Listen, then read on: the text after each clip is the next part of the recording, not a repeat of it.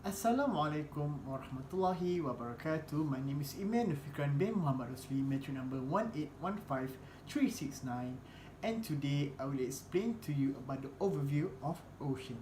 So this is my outline for my presentation. I will explain about the general common knowledge of ocean, the types of ocean, how the ocean is formed, and lastly, the composition of the ocean water. Have you ever heard that our Earth is called the blue planet? Seen from space, our lovely planet is dominantly the color blue. The Earth appears blue because of large bodies of saline water called the ocean dominate the surface.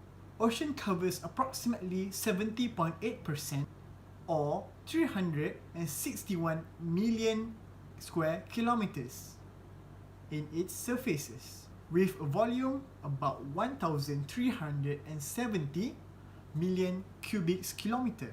The average depth of the sea is about 3.8 kilometers, and the maximum depth of the ocean is about 10 kilometers in some areas, especially at the trenches. Later on will be explained by my colleague.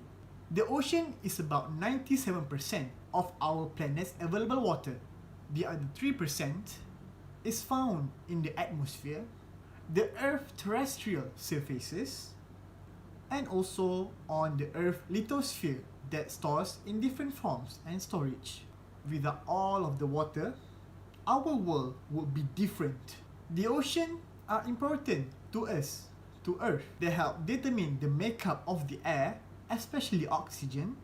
They help determine the weather and also the temperature. They support great amount of life, and also they provide food for all beings on this earth. Scientists have developed many hypotheses on how the ocean is formed. Though these hypotheses have changed over time, one idea has the support of the earth scientists called the volcanic outgassing theory. This means the water vapor given off by the volcanic eruption over millions and billions of years cooled and condensed to form the Earth ocean. When the Earth was formed 4.6 billion years ago, it was never called the blue planet. There were no oceans, there was no oxygen or life, but there were violent eruption, explosion, and also collision. In fact, the earliest stage of Earth is molten. This allowed the elements to separate into layers within the Earth. Gravity pulled the denser material downwards towards the Earth's center, while less dense material goes up to the surface. This process of separation created the layers to the Earth as we know today. As the temperature cooled, the surface becomes solidified and an atmosphere was created. The violent volcanic eruption produced water vapors from the Earth's crust, while more water comes from the asteroids and also comets that collide with the Earth. This water vapor released in the atmosphere cooled and condensed. This caused the formation of clouds, and this formation of clouds leads to rain in this new planet, which is Earth. Thus the rain fills the crates and depression on this new planet. Upon contact with the hard surface of the Earth, water turns into vapor and escapes back into the atmosphere and becomes the clouds. And this cycle goes on and on and on. About 4 billion years ago, temperature cooled enough to form the ocean.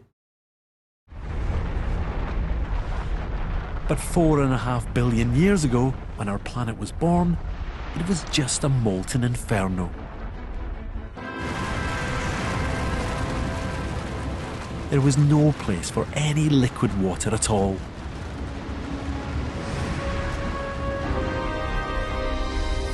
Yet the ingredients needed to create water were there, locked away deep inside the Earth when the planet formed. As the first volcanoes erupted, one of the gases that billowed out was steam. And as the planet cooled, it formed clouds.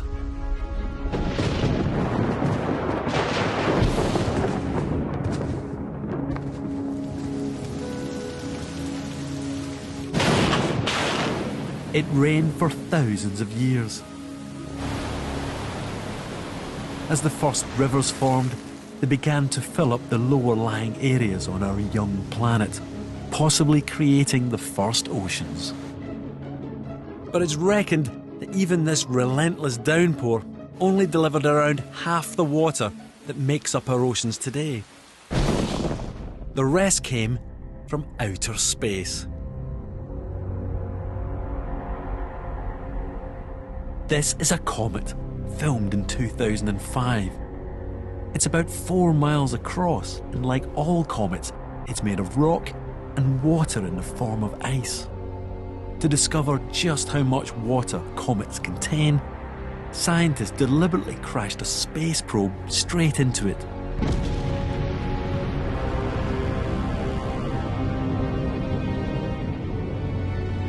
After it ploughed into the surface, more than 250,000 tons of water burst into space.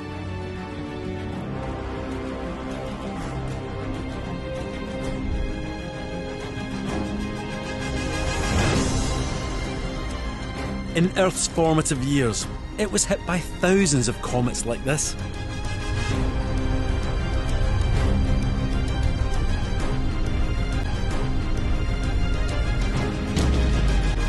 By the time the bombardment finished, it's thought they'd delivered up to half the water in our oceans. And there's one question that popped to mind on how the continents are formed. As we know, continents were not always the same shape or location as today. Because of tectonic plate movement, land masses have moved about the Earth since they were created. About 250 million years ago, all of the continents were arranged in one huge mass of land called PANGEA. This meant the most of Earth's water were collected in similarly a huge ocean called PANTHALASSA. By about 180 million years ago, PANGEA had begun breaking apart because of the continental drift. This then separates the PANTHALASSA ocean, which is the huge ocean, into separate but connected ocean that are the ocean that we see today on this earth. Due to the separation of the PANGEA and the continental drift, the ocean were separated into 5 types of ocean, which are the Atlantic, the Arctic, the Pacific, the Indian, and also the southern, or called the Antarctica. First, the Atlantic Ocean. The Atlantic Ocean is a narrow body of water that snakes between nearly parallel continental masses, covering about 21% of the total area of the Earth. The ocean body contains most of our planet's shallow seas, but it has relatively small and fewer islands. Some of the shallow seas found in the Atlantic Ocean include the Caribbean, the Mediterranean, the Baltic, and also the Gulf of Mexico. The average depth of the Atlantic Ocean is about 3,000 meters. The deepest point is about 8,605 meters. Occurs in the Puerto Rico Trench. The mid-Atlantic range, running roughly down in the center of the ocean, separates the Atlantic Ocean to become northern and also southern Atlantic Ocean. Secondly is the Arctic Ocean. The Arctic Ocean is the smallest of the world's 5 ocean regions, covering about only 3% of the Earth's total surface area. Most of this nearly landlocked region is located north to the Arctic Circle. The Arctic Ocean is connected to the Atlantic Ocean by the Greenland Sea and to the Pacific Ocean via the Bering Strait. The Arctic Ocean is the shallowest, with an average depth of 1,050 meters. The center of the Arctic Ocean is covered by a drifting consistent ice pack that has an average thickness of about 3 meters.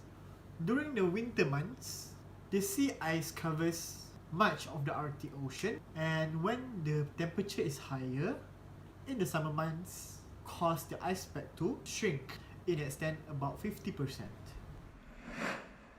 Thirdly is the Indian Ocean. The Indian Ocean covers about 14% of the Earth's total surface area. The ocean region is enclosed by three masses of land area, which are from the Africa, Asia, and Australia. The Indian Ocean southern border is open to water exchange with the much colder Southern Ocean. The average depth of this ocean is about 3,900 meters. The deepest point in the Indian Ocean is about 7,258 meters below sea level. The Indian Ocean region has relatively fewer islands. Next, I will explain about the Pacific Ocean. The Pacific Ocean is the largest region, covering about 30% of the total surface area of the Earth. The ocean floor of the Pacific is quite uniform, and the average depth of the Pacific Ocean is about 4,300 meters below sea level. This fact makes it the deepest ocean region on average. The Pacific Ocean is also home to the lowest elevation in our planet. The deepest point in the Mariana Trench lies about 10 kilometers below the sea level. About 35,000 islands can be found in the Pacific Ocean region. This is more compared to the 4 other oceans combined. And finally, the fifth ocean is the Southern Ocean. The Southern Ocean surrounds the Antarctic region of the Earth, and the ocean region covers about 4% of the total surface area of the Earth. Relative to other oceans, the floor of this ocean is quite deep, ranging about 4,000 to 5,000 meters below sea level over most area it occupies. The Southern Ocean deepest part in the South Sandwich Trench at 7,235 meters below sea level. Around September each year, a mobile ice pack around Antarctica reaches its greatest seasonal extent, covering about 19 million square kilometers. The ice pack shrinks by around 85% 6 months later in March.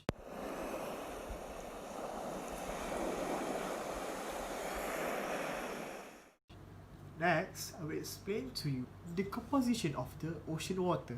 Water has oftentimes been referred to as the universal solvent because many things can dissolve in this water. Many things like salts, sugar, acids, bases, and other organic molecules can be dissolved in this water. Pollution of ocean water is a major problem in some areas because many toxic substances mix with the ocean water. Later on will be explained by my colleague.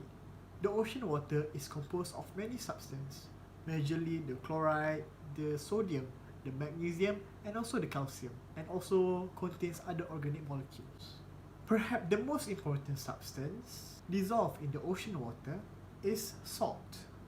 Everyone knows, it is a common knowledge that the ocean water, it tastes salty. The salt comes from the mineral deposits that find their way to the ocean through the water cycle.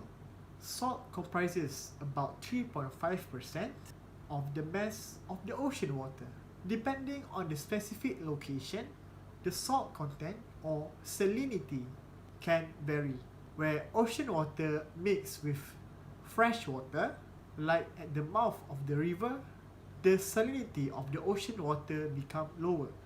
But where there is a lot of evaporation of the ocean water, the salinity of the ocean water can be much higher. For example, the Dead Sea has about 30% salinity, which is very salty, nearly 9 times the average salinity of ocean. It is called the Dead Sea because so few organisms can live and survive in this extreme condition, in this super salty water.